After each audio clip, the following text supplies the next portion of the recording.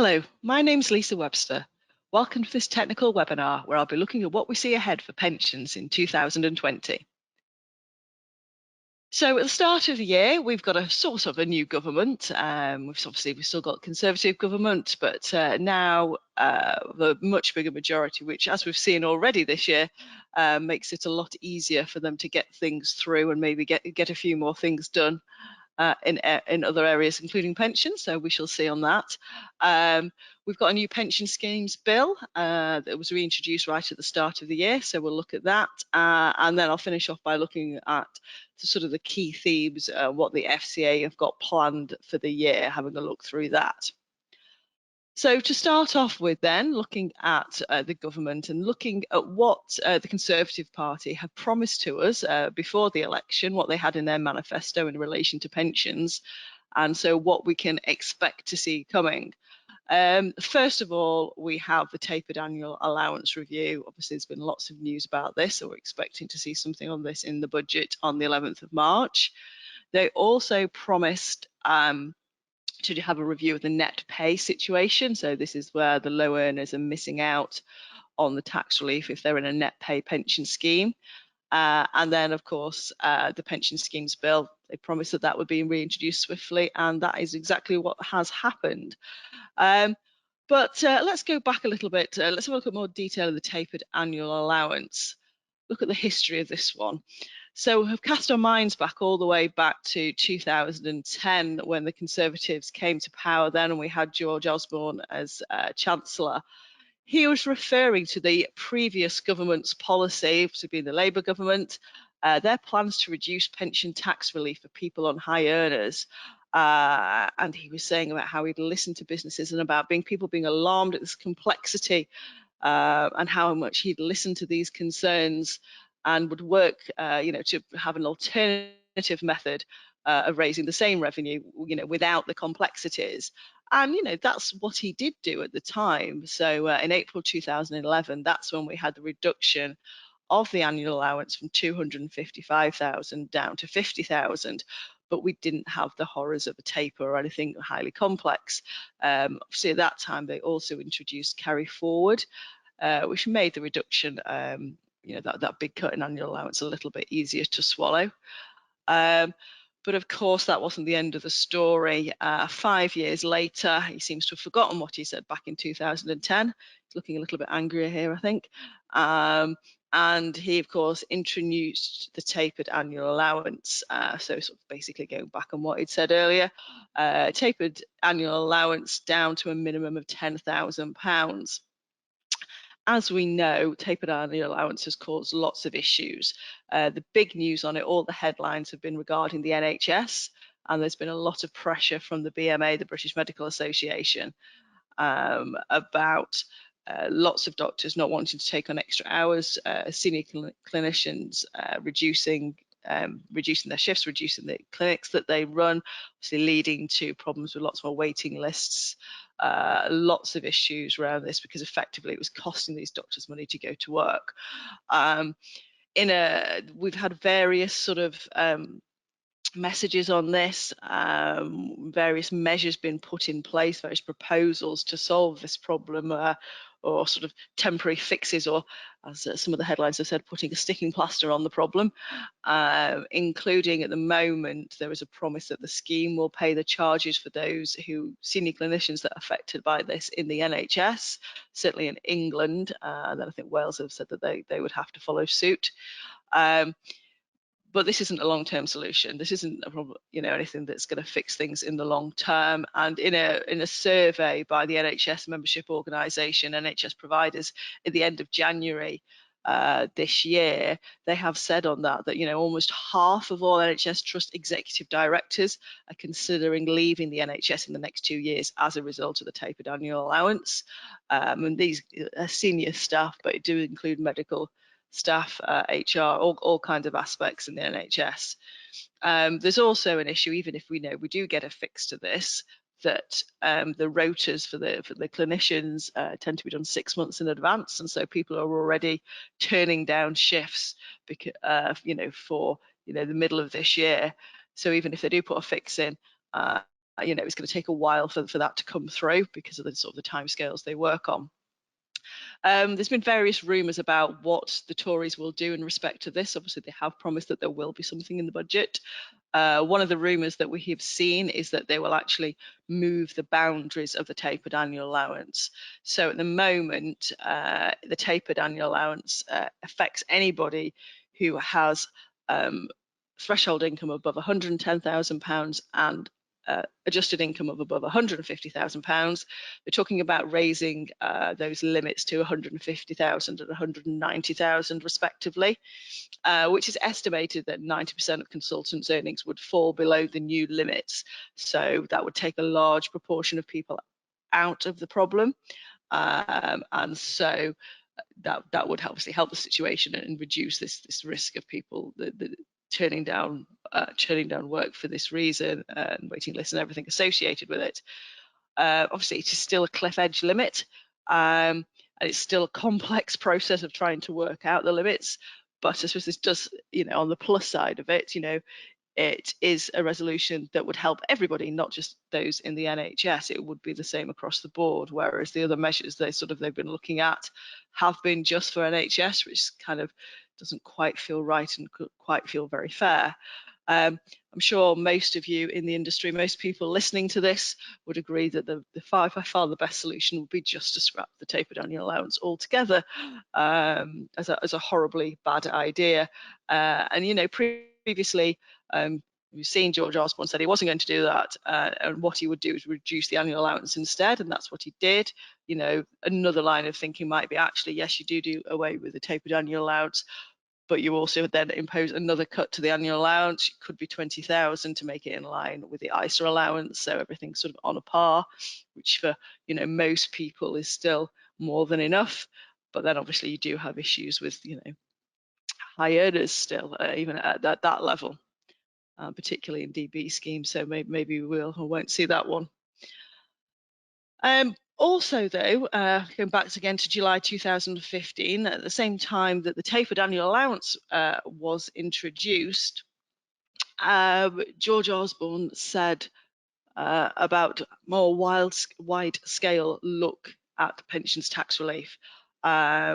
He's talked about, now it's time we looked at the other end of the age scale. Of course, he was referring to the fact that pension freedoms had just come in April 2015, but they were looking at tax relief on pension savings, and making more radical changes.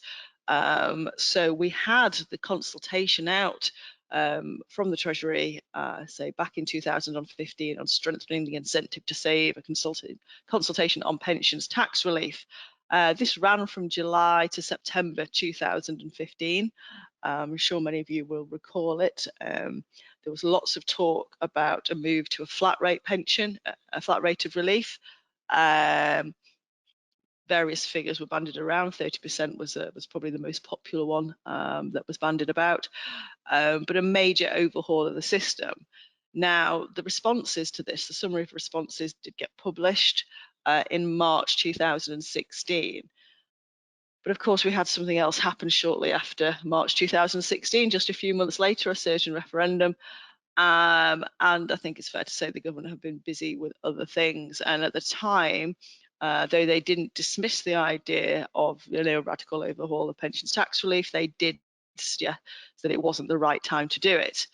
Of course, now the Tories have got their big majority, and Boris has got Brexit done, or whatever your views are on that. You know, things are moving on.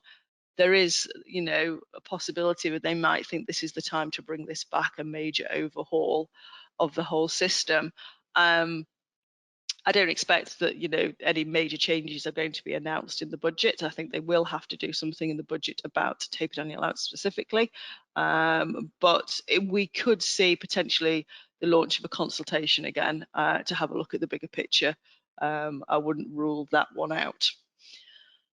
The other area that they promised in the manifesto they were going to look at, say, was this net pay problem. obviously, if they did do a major overhaul of the system, then that could solve this. You know, if we move to a single rate of relief, change the system completely, then this net pay problem would go away. But this is the issue about low earners who are in net pay systems missing out on the tax relief. They don't actually pay tax. That's the issue. So people that earn below the personal allowance, £12,500, if they pay in to relief at source scheme, they get that 20% boost effectively. Even though they're not paying tax, they still effectively get tax relief, which they lose out on if they're in a net pay scheme. And it's estimated, there's a large number of people that are affected. There will be people in auto-enrolment schemes who are over the auto-enrolment threshold, but still earn below the personal allowance. Those are the bulk of people that will be affected by this. They say that there's some figures there from Now Pensions that they reckon the Treasury get about 111 million a year by not paying this tax relief to these low earners. So yeah, that's another one. We'll wait and see. I say it could be part of a wider consultation. Another option, it's been mentioned, could you make everybody do relief at source? But I think there's lots of wider issues with that. Public sector schemes are mainly net pay schemes. If you have a relief at source system, obviously the basic rate pay goes into the pension scheme, but higher and additional rate scheme goes to individuals, which if everything suddenly became relief at source, that money would no longer be going into the pension schemes. There's much wider implications on that. And then moving on to the pension schemes bill. So again, this was in the Tory manifesto that they would get this back in, and they've done that. It was reintroduced on the 7th of January. Key policy areas then for the pension schemes bill. First of all, we have tougher sanctions for bosses who willfully neglect DB schemes, a lot more powers for the pension regulator for them to be clearer, quicker and tougher. There's new criminal offences, then they can issue civil penalties sort of up to £1 million. There's much bigger penalties involved here. New rules about CDC, collective defined contribution schemes, being set up. So this is pooled contributions. This is looking at, so these rules being put in place first and foremost for the Royal Mail, that pension scheme. There would obviously legislation came in, make it available to others. It's about having an aspired benefit level, a target or an estimate. Obviously, it wouldn't be guaranteed. It is still defined contribution. So there's new rules in that. There's changes to the statutory right to transfer. So this is all to do with pension scams and giving providers greater ability to stop a transfer out if they have concerns about the scheme that it's going to, that they think that it's a pension scam. So things like if it's transferring to an occupational scheme, and certainly we have seen in the past SASs being used for the purpose of liberation, that we would be able to place more requirements in terms of requiring evidence of employment, payslips, etc., place of residence, that that they are work, they do live, it's feasible that they work for that employer depending on the nature of what they do, etc., etc. And the final one I'll talk a little bit more about is about the pension dashboard and legislation to introduce the pension dashboards. It's probably worth mentioning as well that the Pension Schemes Bill has had its first debate in the House of Lords at the end of January and met with a fair amount of criticism. Particularly one area, I suppose, is about what's not in it, but there was nothing on it about auto-enrolment in terms of lowering the age for AE enrolment down to 18 and increasing contributions. These are things that a lot of people in the House of Lords and wider of that would have liked to have seen in this bill, but actually wasn't in the bill. There was also sort of criticism about there not being enough detail in things like, the statutory right to transfer. I know the former pensions minister, Russ Altman, was also sort of talking about wanting a requirement for, transfers having to be referred to pension-wise, sort of things like that. So, there was quite a long, I think it's about a 4-hour debate on it they had on it. So there's quite a lot in there, a fair amount of criticism that went on. Looking particularly at the pension dashboard, and again, this the House of Lords, they were quite critical of the lack of details in the pension schemes bill regarding the dashboards, because there's no clear timetable that's been set out for this. And we think in reality it's going to take 3 or 4 years for this to actually get introduced. And it's probably going to be introduced sort of in a piecemeal approach. There were some providers, sort of coming on board and then gradually others adding to it. We still don't have any commitment from HMRC about state pensions being included on there, which I think will make a huge difference. The idea, of a dashboard where everybody could see all their pension savings in one place. If you don't have state pension in that, you're never going to see the whole picture. I think, if it's a bit of a half-baked launch as well, there's a danger, people might look at it and, it's not really doing very much, not finding, finding one out of the 5 pensions or something, that they won't come back to it. I just think, there's potential issues with this. Even if we do get something, potentially we could have something launched by the end of the year. But what that will look like, I think it'll really take a good few years for this to take off. So the detail isn't there yet, whether that will follow in secondary legislation, but we don't have, any clarity on data standards, timetable for compulsion, regulatory framework. These things aren't in place yet. There was also still debate going on in the House of Lords about this, the pension dashboard versus dashboards, because at the moment the proposal is there will be a number of commercial dashboards plus MAPS will provide a dashboard. That's the Money Advice Pension Service. But there are those who hold views that it should just be, one central dashboard. Doesn't seem to be where we're going at the moment. Finally, then, moving on to the FCA and what they've got planned for the year ahead, what we see coming out of the FCA. There's various themes I sort of tried to put together here. 3 main ones to start with, and by all means this doesn't cover everything, but certainly some of their key areas are relating to charges, the move towards defaults, and a lot more sort of growth in governance and the role of IGCs across pensions. So starting off with charges then. When I'm talking about charges, I'm talking about, in some instances, it is sort of caps and limits, restrictions on charges. But the big push really is about disclosure and clarity of charges, and that people, can see. Makes it easier for consumers, easier for clients to see what they are being charged and to make comparisons between. So first of all, we have the paper on costs in workplace pensions. This is one that came out last year. What this paper, consultation paper, is proposing is new disclosure requirements for anybody in a workplace pension. Now, some of you, I'm sure, will be involved in workplace pensions. Some of you may not. You don't necessarily think of workplace pensions in the context of SIPs, or certainly not the first thing you think of with SIPs. However, the definition of a workplace pension under this pension is any pension scheme where there is a direct pay arrangement from the employer to the pension scheme, and that includes single member schemes. So under these proposed rules, we will have any SIP that has a direct debit arrangement where the employer is making contributions by direct debit would be caught under these proposed regulations. I say it is just a consultation paper at the moment, so nothing is coming to force or due to come into force just yet.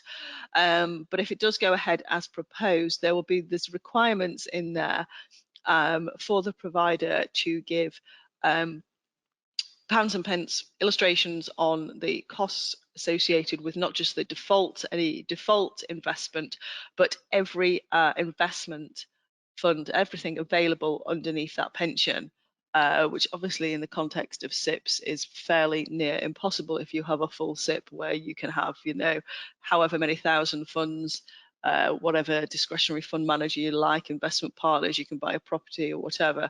I think the proposals in it are completely unworkable, but we will wait and see what they come back with. It is one we've been waiting for a little while, and they haven't actually given a date when this is coming out.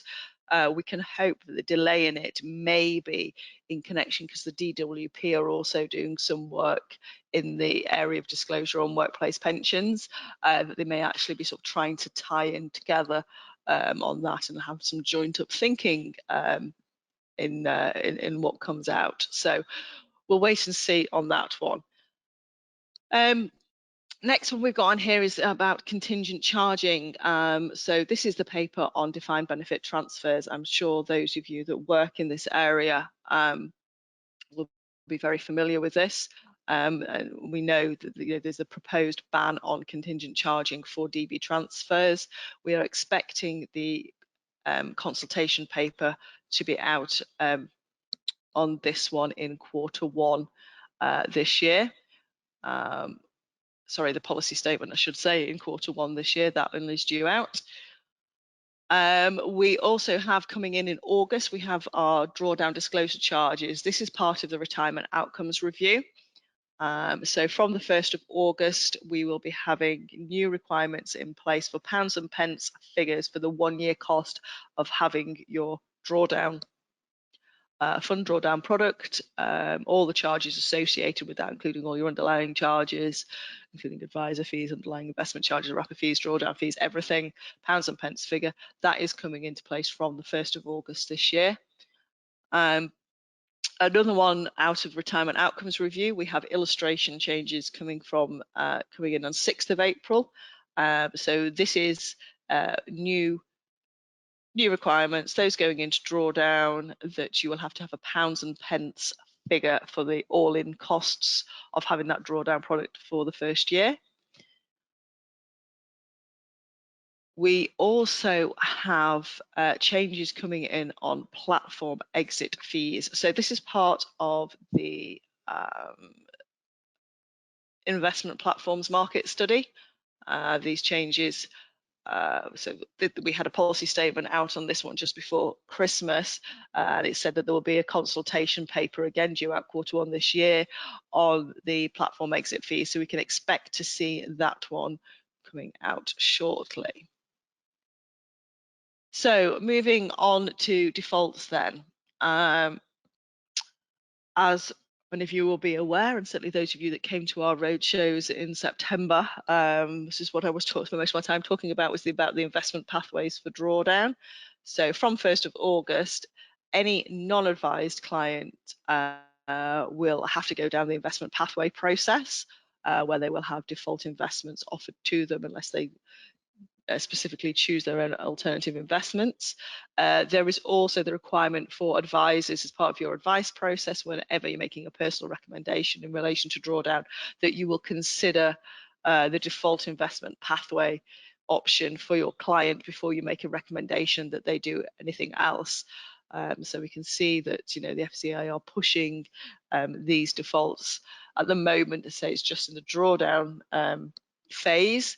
However, they also launched a feedback statement last year on introducing investment pathways in the accumulation stage. So this is on effective competition in non-workplace pensions. So this will be for all personal pensions. There is a proposal that there will be an investment pathway in a similar fashion for drawdown that will be the default option. Again, primarily aimed at non-advised clients, but it follows the same lines as is suggested in the feedback statement.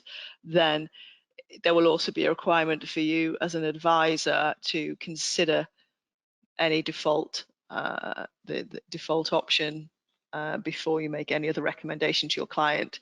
So this one we're waiting. They've said that the consultation paper on this one is due out this quarter. So we will wait and see on that. A couple of my colleagues did have a meeting with the FCA recently, the last week or so, sort of at the end of January. And with this one, they do get the impression that the FCA maybe haven't completely made their mind up on it. And so it may be open to some true consultation, which I think when it came to the accumulation pathways might not have been the case. I think they pretty much made their mind up before they had the consultation process. This one they might be a little bit more open on, so we'll watch this space on that one, but it's certainly something they're considering, more moves to defaults. Then looking again at DB transfers, and again this is going back to the DB transfers paper that we had out in the last year. So the proposal on this one is that for DB transfers, as well as having a ban on contingent charging, is that where the recommendation for a DB transfer is to make a go ahead with a transfer, but that transfer should always be as the default option to the workplace pension, and that you would have to rule out the workplace pension before you can make a recommendation to transfer anywhere else. So this is, defaulting to a workplace pension, and of course that workplace pension will have a default fund in it, and the default fund in a workplace pension is going to have a charge cap on it, so it all links back into charges as well. So that's sort of a bit of an overlap there, because it's moving you to a default with charges cap on it. And so like the final piece of the puzzle here is the governance element.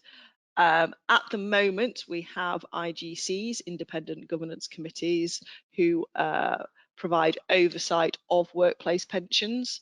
And those workplace pensions have default funds with charges caps on them. That's been in place for a few years now, and the IGC requirements came in into 2015. We've had those.